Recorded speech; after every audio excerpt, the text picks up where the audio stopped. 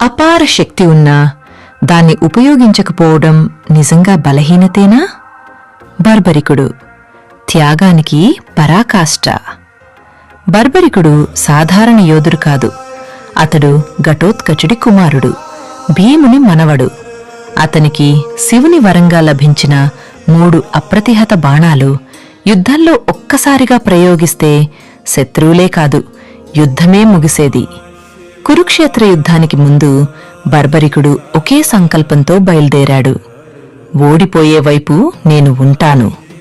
అది ధర్మమా, కరుణమా, లేదా అహంకారమా?